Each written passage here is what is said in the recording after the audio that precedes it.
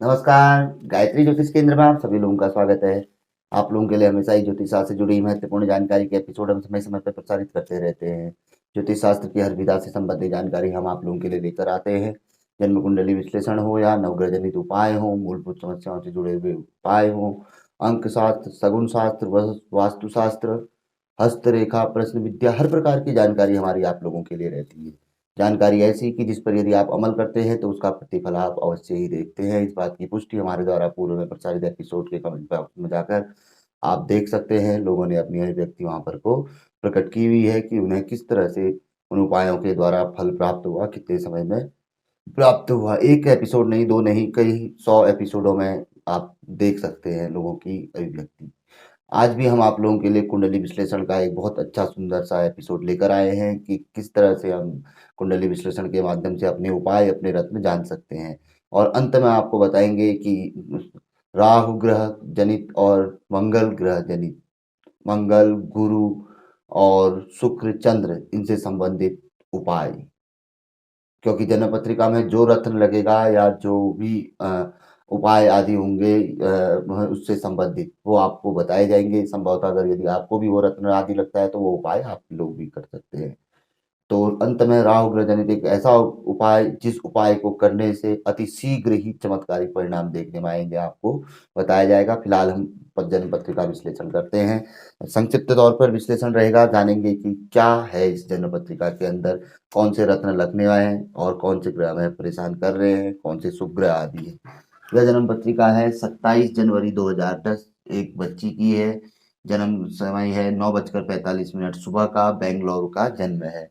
इनके मीन लग्न बनता है और मिथुन राशि इनकी बनती है। सबसे पहले बात करते हैं प्रथम ग्रह की। पहला ग्रह सूर्य। सूर्य जन्म कुंडली के षष्ठेश हैं और लाभ भाव में बैठे हुए हैं। लगभग शनि शत्रु होते हैं, शत्रु के घर में बैठे हैं, और शुक्र भी लगभग शत्रु की श्रेणी में आते हैं। बहुत कम चांस होते हैं कि सम या मित्र बन जाएं। तो ये शुक्र के साथ बैठने से थोड़े से मतलब सूर्य ग्रह कमजोर होते हैं, लेकिन एकादश भाव में ग्रह अपना स्वाभाविक फल अवश्य देता है। तो शुभ फल कहीं न कहीं ग्रह का प्राप्त होता है, किंतु षष्ठेश होने से एक जगह से, क्योंकि रोगेश है और दूसरा शत्रु भाव के स्वामी है, नाना मामा के कारक भी हैं, तो लाभ भाव में बैठे हैं, तो कहीं न कहीं शुभ फल अवश्य देंगे। लेकिन यदि सूर्योपासना आदि की जाए तो अवश्य ही लाभ भाव जनित सूर्य ग्रह का फल प्राप्त होगा। यदि मामा नाना की ओर से कोई लाभ से वंचित व्यक्ति हो रहा है तो वहां पर को सूर्योपासना करनी चाहिए। यदि शत्रु बाधा बढ़ गई है तो वहां पर सूर्योपासना अवश्य करनी चाहिए। किसी रोग से निजात नहीं मिल रही है, डॉक्टर दवा आदि सब बेकार चले गए हैं, तो वहां पर को सूर्य की आराधना करनी चाहिए। तो सूर्य एक प्रकार से पूजनीय ग्रह भी है। यदि शरीर में किसी प्रकार की एलर्जिकल प्रॉब्लम जो गर्मी के कारण होती है या कोई हड्डियों से संबंधित प्रॉब्लम हो रही है, तो अवश्य ही नित्य सूर्योपासना, आदित्य हृदय कवच स्त्रोत या विष्णु सहस्त्र स्त्रोत, राम रक्षा स्त्रोत आदि का पाठ अवश्य नियमित तौर पर इनमें से किसी एक का करना चाहिए। चमत्कारिक तौर पर लाभ मिलेगा। दूसरे ग्रह हैं चंद्र ग्रह। चंद्र ग्रह जन्म कुंडली के पंचमेश प्रमुख ग्रह हैं। पंचमेश होकर केंद्र में चतुर्थ भाव में बैठे हैं, किंतु केतु के साथ बैठकर ग्रहण दोष उन्होंने बनाया हुआ है। त्रिकोण के स्वामी हैं, केंद्र में बैठे हैं, शुभ है, लेकिन थोड़ा केतु के साथ बैठने से, ग्रहण दोष बनने से जीवन में ग्रहण जैसा लग जाता है। जैसे चीजें हमारे पास, जिन चीजों की हमें जरूरत है, जैसे हम मकान बना रहे हैं, तो संभवतः जो जिस मकान को हमारे 6 महीने बनना चाहिए उसमें 1.5 साल लग जाएगा। इतना लेट कर देंगे, मतलब कहते हैं बड़े धीरे धीरे धीरे धीरे धीरे। ग्रहण का अर्थ यह हुआ, चीजें मिलेंगी हमें, ऐसा नहीं कि नहीं मिलेंगी वाली बात नहीं है, लेकिन उनमें ग्रहण लग जाएगा, धीरे से मिलेंगे। अपने बाइक लेने की सोचिए भाई, पूरा प्रोग्राम बन गया, लेकिन कुछ ना कुछ ऐसा अड़ंगा लगेगा, या तो पैसे नहीं हो पाएंगे, या जो चीज हम मॉडल हमें चाहिए वो मॉडल नहीं मिल पाएगा, या कुछ अन्य वजह हो जाएगी, तो चीजें विलंब से प्राप्त होना। तो ये ग्रहण दोष को हटाने के लिए घर में महिलाओं के द्वारा, स्त्री द्वारा, माता द्वारा पौर्णमासी का उपवास अवश्य करना चाहिए, या सोमवार को नियमित तौर पर भगवान भोलेनाथ को जल चढ़ाना चाहिए। नजदीक में शिव जी है का मंदिर है कोई, तो नियमित तौर पर चढ़ा सकते हैं, नहीं तो दूर है तो सोमवार को अवश्य ही जल चढ़ाना चाहिए, इससे ग्रहण दोष हटता है। अब तीसरे ग्रह मंगल की बात करते हैं। मंगल ग्रह जन्म कुंडली के भाग्येश हैं, प्रमुख ग्रह हैं, धनेश हैं। इसके अतिरिक्त पंचम भाव में बैठे हुए हैं, चंद्रमा के घर में नीचस्थ मंगल हैं, यानी कि नीच के मंगल हैं, भाग्येश भी हैं और धनेश भी हैं। किस्मत के स्वामी भी हैं, देने वाले भी हैं, धन के स्वामी भी हैं, परिवार के स्वामी भी हैं, मित्र बंधु आदि के स्वामी भी हैं, लेकिन पंचम भाव में नीचस्थ हो गए। तो नीचस्थ दोष यहाँ पर भावों का भी प्राप्त होता है और जिस भाव में बैठे हैं उसका भी प्राप्त होता है। तो पंचम भाव में मंगल का बैठना थोड़ा सा बुद्धि को भ्रमित करने वाला होता है। अलग किस्म की बुद्धि व्यक्ति की होती है, जिसे कहते हैं कि मोटी बुद्धि जिसे कहा जाता है। तो व्यक्ति कुछ इस तरीके का होता है। और दूसरा एकदम से गुस्सा आ जाता है, एकदम से उतावला हो जाता है, उतावलापन ज्यादा रहता है। इसके अलावा विद्या में रुचि कम होती है, रुक रुक के विद्या प्राप्त होती है। विद्या पूरी प्राप्त होएगी क्योंकि कारण इसलिए क्योंकि भाग्येश भी है साथ में और धनेश भी है, तो इसलिए विद्या धीरे धीरे प्राप्त होगी, लेकिन जिस तरीके की मेहनत होगी उस तरीके का फल प्राप्त कम होएगा। तो नीचस्थ मंगल हेतु क्योंकि भाग्येश भी है और धनेश भी है, तो मंगल ग्रह की आराधना अवश्य करनी चाहिए। मंगलवार का उपवास जातक ने अवश्य करना चाहिए। इसके अतिरिक्त मंगलवार को 5 बार हनुमान चालीसा किसी नजदीक के हनुमान जी के मंदिर में या राम जी के मंदिर में जाकर अवश्य पढ़ लेनी चाहिए और नियमित तौर पर प्रतिदिन 5 बार हनुमान चालीसा पढ़नी चाहिए।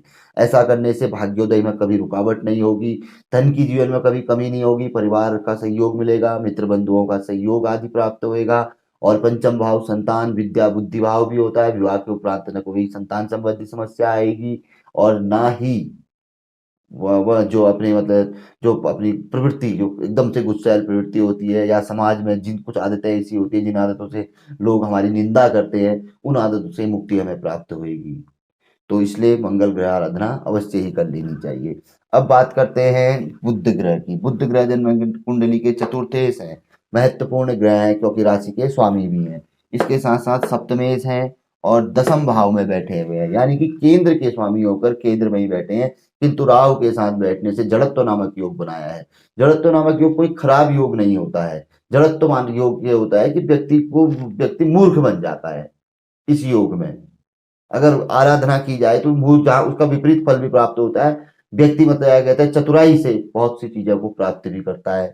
तो सुखेश हैं, जीवन में नाना प्रकार के सुख देने वाले हैं, राशि के स्वामी भी हैं। और दूसरा सप्तमेश हैं, व्यापार के स्वामी हैं, पति जाया भाव के भी स्वामी हैं और दसम भाव में बैठे हुए हैं।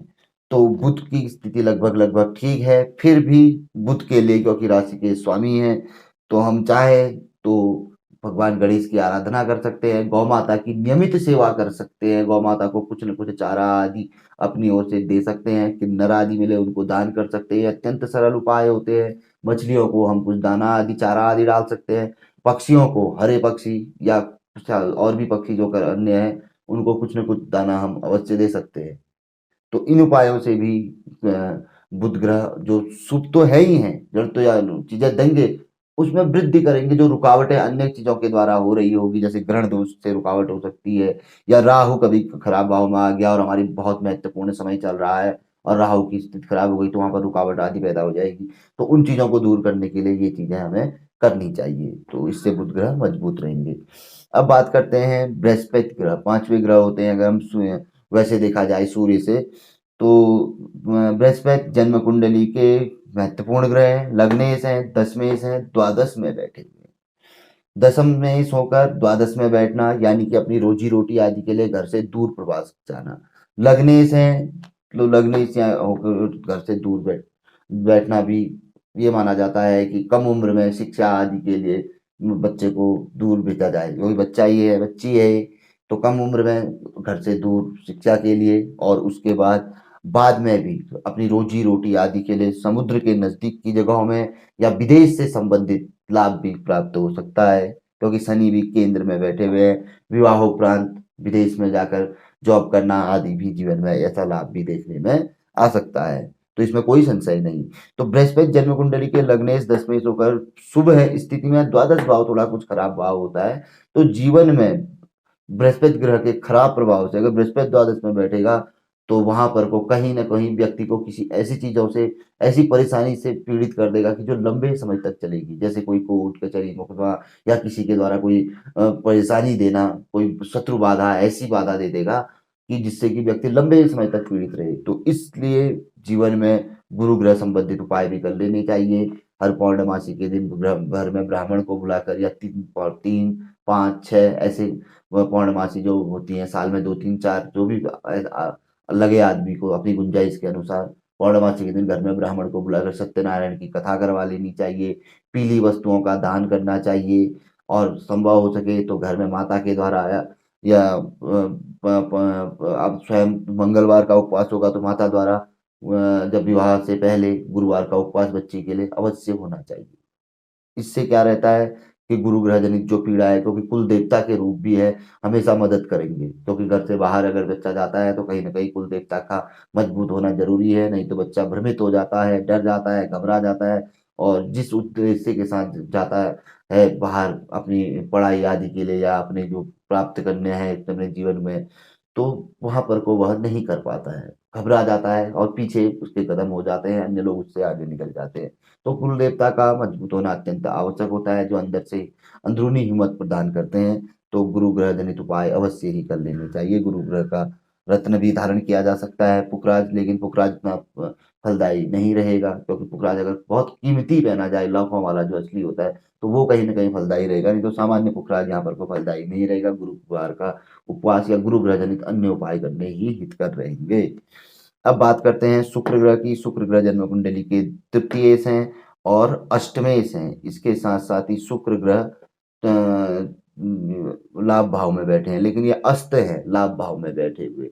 यहाँ पर थोड़ा अस्त का हम चिन्ह बनाना भूल गए, तो यह अस्त हैं, किंतु सप्तमेश और तृतीयेश होकर लाभ भाव में अस्त होना, सॉरी अष्टमेश होकर और तृतीयेश होकर लाभ भाव में अस्त होना लगभग ठीक है। इससे क्या है कि स्वास्थ्य संबंधित कोई परेशानियाँ नहीं होंगी। अगर अस्त नहीं होते तो जीवन में पेशाब संबंधित परेशानी, पेट से संबंधित परेशानी, हाथ-पाँव में दर्द, लिक्विड संबंधित परेशानी यह देखने में आती और हिम्मत को तोड़ देते और अति व्यक्ति को चंचल आदि बना देते। तो इससे क्या है कि अस्त होने से शुक्र लगभग बैलेंस की स्थिति में है। फिर भी जीवन में कभी कोई पीड़ा आदि हमें प्राप्त ना हो, तो इसके लिए बड़ा सुंदर रहता है। 2 नवरात्रे हमारे वर्ष में आते हैं, चैत्र नवरात्रे और आश्विन नवरात्रे। उस समय पे हमें इनका माता रानी का उपवास कर लेना चाहिए, जिससे कि शुक्र ग्रह जनित पीड़ा दूर हो जाती है और जब कभी यदा-कदा हमें लगे तो महीने में 1 बार अवश्य ही माता रानी के मंदिर में जाकर धूप, दीप, अगरबत्ती करनी चाहिए, सुगंधित फूल, सुगंधित अगरबत्ती, घी का दीपक आदि जलाना चाहिए, थोड़ा माता रानी की आरती प्रार्थना आदि अवश्य कर लेनी चाहिए। इससे शुक्र ग्रह जनित कोई दोष प्राप्त नहीं होगा और लाभ होने में वो कभी कोई दिक्कत पैदा नहीं करेंगे। नहीं तो रुकावट भी वह पैदा कर सकते हैं, क्योंकि अस्त भी हैं और खराब भावों के स्वामी हैं। दूसरा और अष्टम और तृतीया ये मारक भाव भी माने जाते हैं। अब इसके बाद बात करते हैं शनि ग्रह की। शनि ग्रह जन्म कुंडली के लाभेश हैं, व्ययेश हैं और केंद्र में सप्तम भाव में बैठे हुए हैं। लगभग शनि भी पूजनीय ग्रह हैं, क्योंकि लाभेश तो है, लाभ भाव पे कोई दिक्कत नहीं, लेकिन यह व्ययेश भी है और सप्तम मारक भाव में बैठे हुए हैं बुध के घर में। तो ऐसे में शनि ग्रह की जब भी साढ़े साती, ढैया आदि आएगी या महादशा आदि आएगी या कभी गोचर अंतर्दशा आ गई खराब, तो शनिदेव पीड़ित करेंगे। हानि करा सकते हैं एकदम से, दाम्पत्य जीवन में खटपट करवा सकते हैं, आपसी मतभेद करवा सकते हैं, व्यापार आदि रहेगा तो उसमें समस्या, पति का व्यापार आदि कुछ रहे तो वहाँ पर कोई परेशानी रहेगी या अपना भी आगे कोई कार्य बनने में रुकावट आदि पैदा करना शुरू करेंगे। तो शनि ग्रह जपदान कर लेना चाहिए, जब भी साढ़े साती आदि आए या कुछ ऐसी परेशानी हो महादशा आदि में शनि पूजनीय है। नहीं तो कुछ समय तक 1 वर्ष तक पीपल के वृक्ष की पूजा करने से भी दोष समाप्त हो जाता है। नियमित तौर पर हर शनिवार को पीपल के वृक्ष के समीप शनि मंदिर है तो वहाँ पे दीपक जलाइए, तिल के तेल का या सरसों के तेल का भी जला सकते हैं। तिल का तेल महत्वपूर्ण होता है और वहाँ पर को पीपल का वृक्ष होता है तो उसमें जल चढ़ा लीजिए, 1 बार 3 बार परिक्रमा करिए। 1 वर्ष तक नियमित ऐसा करने से 1 डेढ़ वर्ष तक शनि ग्रह जनित पीड़ा दूर हो जाती है और लंबे समय तक लाभ मिलता है। तो शनि ग्रह पूजनीय है। अब बात करते हैं राहु ग्रह की। राहु ग्रह दसम भाव में बैठे हैं, ठीक सामने केतु होते हैं, जहाँ भी राहु रहते हैं उससे 7वें में केतु होते हैं। दसम भाव महत्वपूर्ण भाव होता है। यह राजकाज वाला भाव होता है, राजपद प्राप्त करने वाला भाव होता है। यश, पद, प्रतिष्ठा, मान, सम्मान सब देने वाला भाव यह होता है। इस भाव का शुभ होना अत्यंत आवश्यक है। इस भाव के स्वामी का भी शुभ होना अत्यंत आवश्यक है। यदि यह भाव खराब होगा इस भाव के स्वामी खराब स्थिति में होंगे तो जीवन में अपयश ज़्यादा प्राप्त होगा। तो ऐसी स्थिति यहाँ पे बनती है क्योंकि इस भाव के स्वामी बृहस्पति द्वादश में बैठे हुए हैं, खराब भाव में बैठे हैं और शनि के साथ बैठे हुए हैं। कभी-कभी शनि शत्रुता भी देखने में आती है इनकी पंचदा मैत्री में। तो अभी हमने पंचदा मैत्री आदि नहीं निकाली है, ये तो फिर हमने संक्षिप्त विचार है, विस्तार विचार के लिए तो फिर कभी जीवन में हम आप लोगों का आशीर्वाद रहा, कुछ उच्च तरक्की कर ली, तो कुछ हम ऐसा ही कुछ लंबा कुछ ऐसे ही ब्लैक बोर्ड जिसमें लाइट पड़े और कंप्यूटराइज़्ड हो, तो उसमें हम बताने का आपको अवश्य प्रयास करेंगे। और कुंडली विश्लेषण के दरमियान हम देख के बताते हैं, वहाँ पर क्योंकि कौन मित्र है, कौन शत्रु है।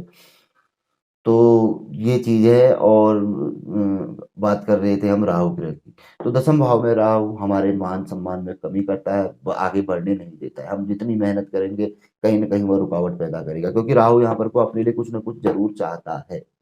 तो यहाँ पर को जब राहु हो सप्तम भाव में, चतुर्थ भाव में केतु हो, चतुर्थ भाव का केतु ग्रहण दोष बनाता है और जब अगर राहु ग्रह का उपाय हो जाए तो केतु ग्रह की भी कोई पीड़ा जीवन में नहीं रहती है। तो राहु ग्रह जनित उपाय अवश्य कर लेने चाहिए। राहु ग्रह जनित ढेर सारे उपाय हैं, हम हमेशा लेके आते हैं, अभी भी अंत में राहु ग्रह जनित उपाय ही हम आपको बताएंगे। तो गोमेद रत्न धारण कर लेना चाहिए। गोमेद रत्न बहुत अच्छा रत्न रहता है क्योंकि यह शीघ्र फल देने वाला माना गया है कि किसी प्रकार की पीड़ा आदि से अगर निवृत्त होना है तो रत्न एक ऐसा माध्यम है कि जिसे अगर अच्छा उच्च कोटि का रत्न पहना जाए तो वह हमें लाभ अवश्य ही देता है। और इसके अलावा अतिरिक्त अन्य उपाय भी हैं, उन उपायों को भी आप कर सकते हैं। हम आज भी आप लोगों के लिए उपाय लेके आएंगे। और चतुर्थ भाव का केतु ग्रहण दोष बना रखा है तो इसलिए यहाँ पर को कोई ऐसा क्योंकि राहु का यदि उपाय हो तो केतु ग्रह के लिए सिर्फ भगवान गणेश की आराधना और अन्य उपाय चाहे तो आप कर सकते हैं, ग्रहण दोष हट जाएगा।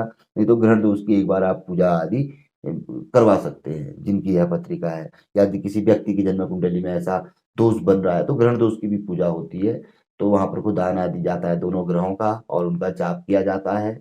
तो और उससे भी मतलब शांति प्राप्त होती है यदि लगता है, लेकिन ऐसी संभावना नहीं है। राहु के कारण ही यहाँ पर देखा जाता है कि 90% दोष उत्पन्न होता है। केतु का दोष यहाँ पर मात्र 10% रह जाता है। राहु की आराधना की जाए तो केतु अपने आप में प्रसन्न है।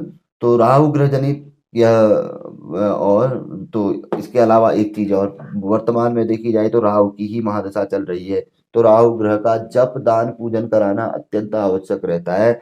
2014 से 2031 तक है। अभी वर्तमान में बुध की अंतर्दशा चल रही है।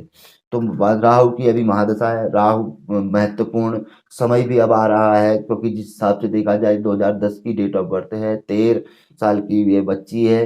तो अभी कक्षा 8 पाँचे 13 8 के आसपास पढ़ेगी। तो अब धीरे धीरे राहु की दशा में ही एजुकेशन और जॉब होनी है।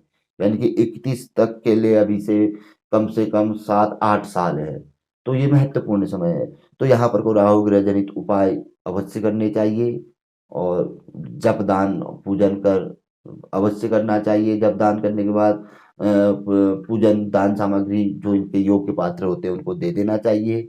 और इसके अतिरिक्त नियमित तौर पर नहीं हो सके तो कम से कम बुधवार, शुक्रवार, शनिवार गोमूत्र से स्नान अवश्य करना चाहिए। कभी ताजा देसी गाय का गोमूत्र मिल जाता है, 1 चम्मच जरूर पी लेना चाहिए अमृत समझकर।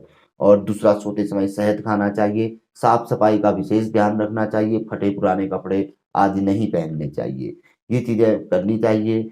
और विशेष तौर पर घर में जो अपने पर्दे आदि हैं वो राहु ग्रह का जो रंग होता है काला माना जाता है, कहीं पे बुरा भी मानते हैं, उनका इस्तेमाल थोड़ा सा कम करना चाहिए। वस्त्र का इस्तेमाल करने से थोड़ा सा राहु ग्रह उतना उचित शुभ नहीं माना गया है। उपाय अन्य करिए। तो अब बात करते हैं उपाय की। उपाय लगभग हमने बता ही दिया है कि राहु ग्रह की जब पीड़ा बहुत ज्यादा हमें परेशान कर रही हो तो उस समय पे बताया गया है कि काले या भूरे वस्तुओं का दान करना चाहिए। इनका इस्तेमाल नहीं करना चाहिए। और काले भूरे चीज़ों का जो इस्तेमाल विशेष तौर पर हम करते हैं, जैसे कि काले वस्त्र हैं, वस्त्र को विशेष यहाँ पर कोई दर्जा दिया गया है। काले भूरे वस्त्र का को नहीं पहनना चाहिए या जूता नहीं पहनना चाहिए। और इसी तरीके से भोजन आदि में भी कोई महत्वपूर्ण चीज़ है तो उसका अगर व्यक्ति कर सकता है तो उन चीज़ों का सेवन नहीं करना चाहिए। तो ऐसा आया हुआ है शास्त्र में, सामने ही पुस्तक में लिखा हुआ है ना काले वस्तुओं का इस्तेमाल नहीं करना चाहिए और साथ में हो सके तो इनसे मतलब क्या कहते हैं बचना चाहिए।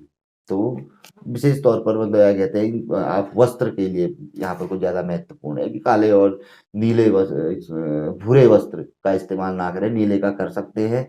और इसके अतिरिक्त साफ सफाई का विशेष ध्यान रखें। राहु की पीड़ा जब सताती है तो आप जितना साफ रहेंगे, रोज नहाएंगे, रोज दान तून करेंगे समय पे और बिल्कुल क्लीन रहेंगे, फटे पुराने कपड़े नहीं पहनेंगे, भले ही कैसे ही हो उनको सिल लेंगे, भले ही अगर किसी आदमी की आर्थिक कंडीशन खराब है, भाई होती है हमारी कभी कभी, हम ही लोग नहीं कर पाते हैं, समय होते ना होते भी हमें कभी कभी फटे कपड़े हो जाता है, भाई बटन नहीं लगा हुआ है, अब क्या करें, वो भी एक प्रकार से फटा माना जाता है।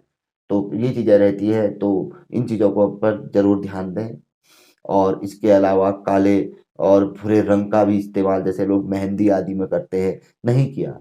काले भूरे, लाल मेहंदी का इस्तेमाल कर लिया फिर भी मतलब क्या कहते हैं, लेकिन काले भूरे का इस्तेमाल मेहंदी के तौर पे भी सर पे नहीं किया कुछ समय, 6-8 महीने। उसके बाद जब लाभ मिलना शुरू होता है फिर आप कर सकते हैं, फिर कोई दिक्कत नहीं है। अन्य उपाय करिए, उसके साथ साथ ही गोमेद रत्न आदि धारण कर लीजिए, जब जब कंडीशन सही हो जाती है तो उसके जगह दूसरा उपाय पकड़ लीजिए, फिर वो पीड़ाएं नहीं देती हैं। तो यही उपाय था और काफी अच्छी जानकारी भी हमें तो लगी कि बहुत अच्छी जानकारी है। राहु और हाँ, एक महत्वपूर्ण बात, अब बात करते हैं कि जन्म पत्रिका में उपाय इसमें क्या करना चाहिए। उपाय तो हमने राहु ग्रह का बता दिया, तो यहाँ पर को राहु ग्रह का रत्न गोमेद तो धारण किया जा सकता है, साथ ही साथ सफेद मूंगा, बहुत महत्वपूर्ण बात है, ये जो लोग एपिसोड देख रहे होंगे समझ जाएंगे। मंगल नीच का है, चंद्रमा केतु के साथ ग्रहण दोष बना रखा है, बृहस्पति द्वादश में खराब भाव में बैठा हुआ है और शुक्र जो है लाभ भाव में अस्त है। और सफेद मूंगा हम बार बार कहते हैं चंद्र ग्रह, मंगल ग्रह, गुरु ग्रह, शुक्र ग्रह, 4 ग्रहों का फल देता है, इन 4 ग्रहों से संबंधित है। तो जातक को कम से कम 16 कैरेट का सफेद मूंगा अवश्य धारण करना चाहिए। 16 कैरेट का सफेद मूंगा पहन गले में, और गोमेद रत्न हाथ में या गले में भी अलग लॉकेट में, बच्चे अगर हाथ में पहनने में दिक्कत है तो 2 अलग अलग लॉकेटों में गोमेद रत्न पहना जाए, तो बच्चे को न एजुकेशन से संबंधित कोई परेशानी रहेगी, ना ही कोई आगे जॉब कैरियर आदि में दिक्कत आएगी, क्योंकि ये 4 ग्रह ही महत्वपूर्ण भाव के स्वामी बने हुए रहते हैं किसी भी जन्म पत्रिका में, और बहुत बिरले लोगों को यह रत्न लगता है। अब मंगल नीचस्थ है, चंद्रमा ग्रसित है, चंद्रमा के लिए भी चाहिए, बृहस्पति के लिए भी चाहिए और शुक्र के लिए भी चाहिए। तो सफेद मूंगा ऐसे जातक को अवश्य पहन लेना चाहिए। यदि अन्य लोगों की जन्म पत्रिका में भी ऐसा कुछ है तो वह देख सकते हैं, वो कर सकते हैं, पहन सकते हैं। ये भी अत्यंत महत्वपूर्ण बात थी, ये थोड़ा सा चूक हो गई पहले बताने में, चूक नहीं हुई, हमें आ गया, हमने उपाय चलो पहले बता दिया, बहुत से लोग उपाय के लिए भी एपिसोड देखते हैं कि कब बताएंगे कब बताएंगे, तो चलो वो पहले हो गया। तो इस जन्म पत्रिका में सफेद मूंगा और गोमेद रत्न यदि धारण किया जाए तो वह अत्यंत ही चमत्कारी रहेगा, life time life long strong वह रहेंगे। और वैसे तो देखा जाए तो हम जो सामान्य तौर पर हम जो ज्योतिष की भाषा में देखेंगे तो यहाँ पर पुखराज है, पन्ना है, मोती है और मूंगा रत्न लगते हैं, लेकिन इनमें से फायदा मेरे को तो नहीं लगता है कि कोई ग्रह ज्यादा फायदा देगा, क्योंकि देखिए बृहस्पति की स्थिति कमजोर है, मंगल भाग्येश होकर नीचस्थ हैं, हनुमान चालीसा आदि से भी आप लाभ दे सकते हैं, रत्न आदि से लाभ नहीं मिलेगा लाल मूंगा से। और चंद्रमा की स्थिति देखिए केतु के साथ ग्रहण दोष में ग्रसित है, तो स्थितियां ऐसी हैं। और बुध राहु के साथ जड़त्व योग में है, बुध से भी कोई रत्न पहन के कोई फायदा नहीं है, वो जो देना चाहेंगे वैसे ही देंगे, उतना ही मिलेगा उनसे। तो सफेद मूंगा इनसे अतिरिक्त तौर पर लाभ मिलाकर दे सकता है।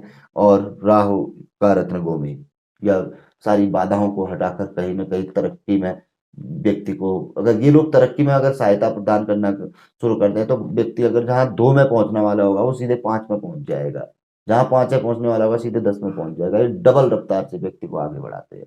तो इतने महत्वपूर्ण ग्रह होते हैं राहु केतु शनि ये।